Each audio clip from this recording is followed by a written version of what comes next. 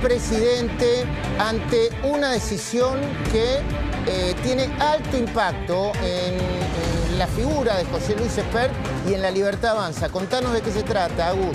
Periodistas de mierda, empieza Javier Milei hablándole a ese famoso 95% al que le habla siempre. A José Luis Espert le destruyeron la reputación, lo empujaron al ostracismo y quisieron convertirlo en un criminal mediante una operación política y mediática infame. Esto lo pone en mayúsculas y continúa. Durante semanas lo ensuciaron, lo difamaron y lo condenaron públicamente sin pruebas solo porque defendía las ideas de la libertad y les resultaba incómodo. Pero finalmente la justicia de Estados Unidos aceptó la declaración de inocencia respecto del narcotráfico del que se lo acusaba para golpear y ensuciar a José Luis Espert. Y termina cerrando de esta manera. Ahora pregunto, ¿a quién carajo se le ocurre que a los 58 años y después de toda una vida exitosa de trabajo en el sector privado, el profesor Espert entra en política para lavar dinero del narcotráfico? Y termina diciendo Milei que hicieron mierda a un tipo inocente. Bueno, fuerte, ¿no? Recordemos un poco y pongamos en contexto, por favor, Luis Gasulla, lo que pasó con José Luis Espert y qué acaba de decidir la justicia de los Estados Unidos con el supuesto o presunto narcotraficante o acusado de narcotraficante, Fred Machado. Bueno, la situación era cuánta plata había recibido en una campaña presidencial en el 2019 José Luis Espert cuando enfrentaba a Mauricio Macri de parte de Fred Machado. Y después de esa campaña se conocían las vinculaciones de Fred Machado, o supuestas vinculaciones de Fred Machado con el narcotráfico. Lo que pasa es que todo lo que se dijo hoy la justicia norteamericana no lo confirmó. En el medio hubo una investigación judicial en la Argentina y otra en Norteamérica. Y en el medio también hubo notas periodísticas en la que Espert no pudo contestar o fue refutado rápidamente por sus ex aliados sobre la plata que había recibido de parte de Fred Machado. Quizá no solo el delito fue lo que juzgó parte del periodismo y de la sociedad argentina, sino faltar a la verdad en cámara. Claro que sí. Bueno, eso es lo que cerca del presidente dice que hay una simetría en los medios y en parte de la sociedad, que le cae con todo a los dirigentes de La Libertad Avanza y no se mete o se mete menos con los miles de millones de dólares que se robó el kirchnerismo. Diego Valenzuela, buenas noches. Una primera mirada sobre este tema, sobre esta discusión. Hola Luis, feliz cumpleaños. Muchas gracias. Bueno, el presidente no dice... me saluden más porque me están llegando 25.000 mensajes. Yo tengo la costumbre de... Bueno, yo recién llego. Como soy respetuoso de responder. Le respondo después del programa. Adelante. El presidente dice su verdad, toma este tema de Espert, que realmente fue muy duro en la campaña, y como estaba el deadline de la elección, se prefirió que José Luis se corriese, y la elección salió muy bien en octubre. Pero ahora, de nuevo, es como la misma situación con Adorni. El presidente respalda a Adorni, el jefe de gabinete va a presentar la declaración jurada y punto. Hay que dar vuelta a la página de esto y me parece que eso es lo que está diciendo el presidente Milei. ¿Qué decís vos, Gabriel? Buenas noches. Buenas noches. Sí, yo creo que son temas separados. Vos sabés que los caminos judiciales y la verdad judicial no tienen nada que ver con la lógica política y menos cuando estás en un contexto electoral. Lo que le pasó a Espert fue una muy mala gestión de crisis porque dijo una cosa y después trascendían noticias sobre otra. Me parece que lo de Adorni va en un camino similar en cuanto a que todavía faltan las explicaciones básicas. Por supuesto que al no ser un contexto electoral se toma un tiempo más, pero esas tienen que estar presentes justamente para que no quede siempre a la defensiva con un jefe de gabinete que cada paso, en cada momento donde se enfrente a una cámara o un periodista, le van a preguntar ¿y cuándo viene la declaración jurada? ¿Y cómo vas a explicar esto? ¿Y cómo aquello? Hoy en la previa de la producción, en la reunión de producción, hablamos con Agustín y con Luis Gasulla y decíamos que el gobierno está preocupado por los errores de comunicación. ¿Pero son errores de comunicación o errores de decisión, Luis? Bueno, está discutido, ¿no? Viste que todos los gobiernos le echan la culpa a la comunicación. Cuando algo está equivocado, la culpa es de que lo comunicamos mal. Pero hay decisiones que pueden ser la manera de los candidatos que pusieron una lista, los nombres que estaban manchados previamente y los bancaron, decisiones políticas equivocadas, alianzas cerradas y también fundamentalmente decisiones que tienen que ver con la política económica. Bueno, en el comentario editorial hablamos de las 1001 locuras de Milei. Algunas locuras, bueno, dice, me dicen el loco y gané la selección y etcétera, y bajé la inflación.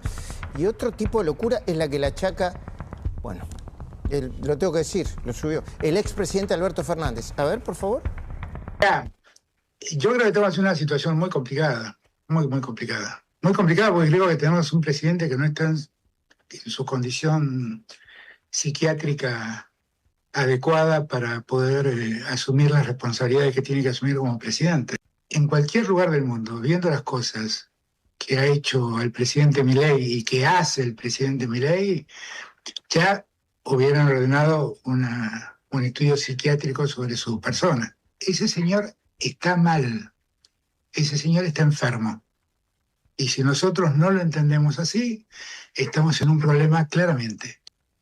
Bueno, este tipo de cosas, yo creo que en vez de hacerle mal a Milei, le hacen bien, ¿no? Una línea... Completamente le hacen bien. De hecho, Alberto Fernández habla en estas entrevistas, pero habla constantemente también en redes sociales, donde está en una especie de delirio místico, donde él sostiene constantemente que su gestión fue brillante, pero la gente claramente no responde eso, y ni siquiera su propio partido, que se separa de él. Y él, o sea, él se presenta como cuerdo y dice que Milei está loco. Yo creo, pero no sé que esto favorece a Milei. No sé, ¿qué decís vos? No, que el recuerdo de Alberto Fernández lo ayuda a Milei. De hecho, se ha votado por un presidente con ese sobregiro, con esta exageración, como lo llamaste vos, un loco, un decidido, un nítido, pero que de alguna manera dijeron, bueno, se requiere de alguien de esta calaña, así, en esta circunstancia, yendo a la incertidumbre justamente porque lo que se quería era algo totalmente distinto, que va a ser el políticamente incorrecto. ¿Y Diego?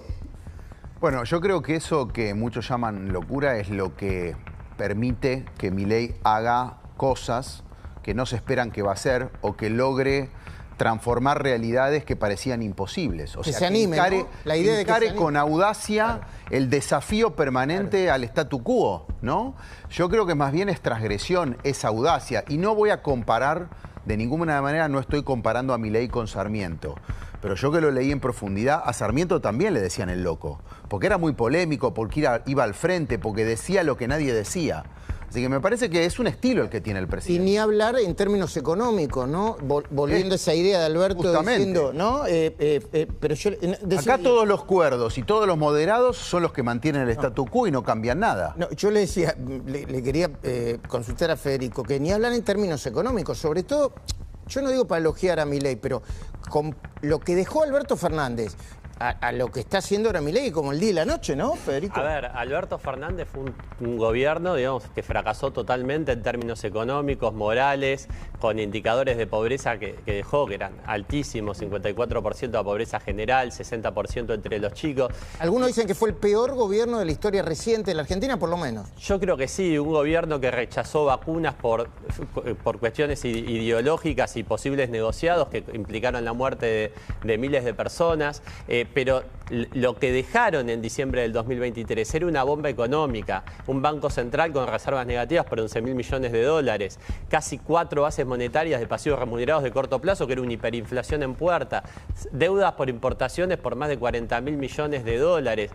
Todos los indicadores de Argentina eran un desastre, de precios congelados hasta muchos otros. Entonces, En las puertas de la hiper, dicen algunos. Yo no sé si se iba a producir, pero... no, realmente estábamos en la puerta de una hiperinflación. Por lo tanto, yo creo que todo lo que se logró en estos dos años, además de haber bajado la pobreza, de que tenés una recuperación del salario real, del consumo privado y muchos indicadores que son positivos, lo importante que resalto es que se lograron sobre bases firmes. Porque eso se logró sin controles de precios, con superávit fiscal, abriendo la economía, con récord de exportaciones y con anuncios de inversiones como tenés en el RIGI por 140.000 millones de dólares. Sí, algunos dicen 94.000, ahora le agregaron 140.000 millones de dólares, son anuncios, ¿eh? No, no, lo que me refiero es anunciados están casi 140.000 entre los que van a entrar los próximos días, pero presentados formalmente son esos 95.000 que Lo que es curioso es que muchos economistas hablan de política, ¿no?